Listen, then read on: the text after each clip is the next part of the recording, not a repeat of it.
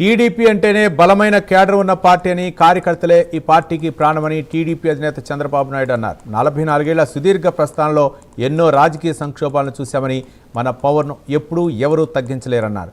కొత్త టీంతో పార్టీలోకి కొత్త ఎనర్జీ రావాలని ఆయన ఆకాంక్షించారు. వైసీపీ అధినేతకు అబ్సెసివ్ కంపల్సివ్ డిజార్డర్ పట్టుకుందని చంద్రబాబు సంచలన వ్యాఖ్యలు చేశారు. మెంటల్ ఇల్నెస్లో భాగమే ఈ ఓసిడి అని, ఆ వ్యాధిని ఇప్పుడు అందరికీ అంటగట్టాలని వారు చూస్తున్నారని విమర్శించారు. ఒక వ్యక్తికి ఉన్న డిజార్డర్ వల్లే ఇప్పుడు క్రెడిట్ చోరీకి పాల్పడుతున్నారని ఫైర్ అయ్యారు. గొడ్డలి పార్టీకి సంక్షేమం పట్టదని చంద్రబాబు మండిపడ్డారు. ఎన్నో లెక్కలు, ఎన్నో ఈక్వేషన్లు చూసి మీ అందరికీ పదవులు ఇచ్చాం.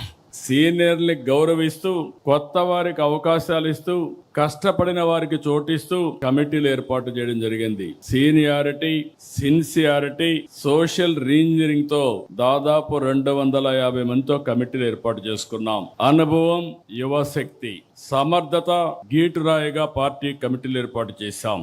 కొత్త టీంతో పార్టీకి కొత్త ఎనర్జీ రావాలి, కొత్త దిశ రావాలి. కార్యకర్తే అధినేత అనేది కేవలం స్లోగన్ కాదు, ఇది మన సిద్ధాంతం. నిన్నే ఆర్సెలర్ మిత్తల్, ఎస్టర్డే గూగుల్, ఇలాంటి ప్రతిష్టాత్మకమైన కంపెనీలు, వరల్డ్ బెస్ట్ కంపెనీస్ అన్ని ఆంధ్రప్రదేశ్కి వచ్చాయంటే అది లోకేష్ చూపించిన చొరవ అని చెప్పి కూడా నేను మీకు తెలియజేస్తున్నా.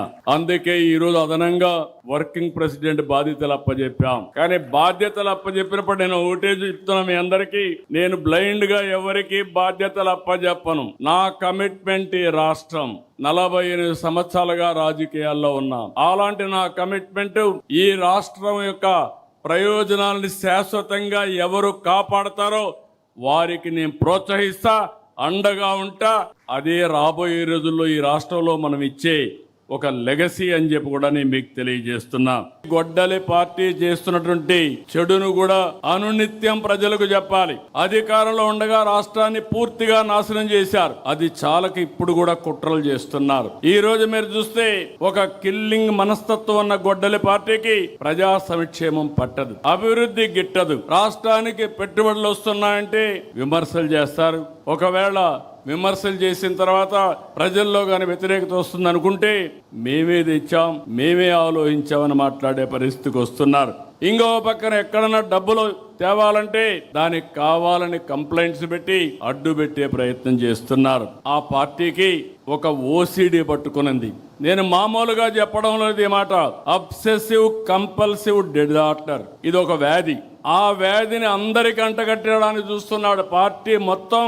అబ్సెసివ్ కంపల్సివ్ డిజార్డర్, అది ఈరోజు క్రెడిట్ చోరీ డిజార్డర్ గా కూడా తయారీ, అందులో భాగమే ఇది. మీరు అందరూ అనుకుంటున్నారు ఒక జబ్బు ఉండే వ్యక్తి, చాలా మందికి మెంటల్ ఇల్నెస్ వస్తా ఉంది. ఇప్పుడు ఆ మెంటల్ ఇల్నెస్ లో భాగమే ఓసిడి.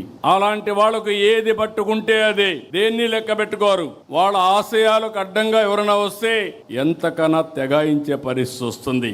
వాళ్ళని ఇదే మరిగా మనం వదిలేస్తే, ఇప్పుడు జరిగిన సంఘటన కూడా మనం గుర్తుపెట్టుకోవాలి. మనం వదిలిపెడితే దేశానికి స్వాతంత్రం తేవడానికి మేమే ఆలోచించామని కూడా చెప్తారు. అది నమ్మతారని కాదు, వాళ్ళ మనస్తత్వం.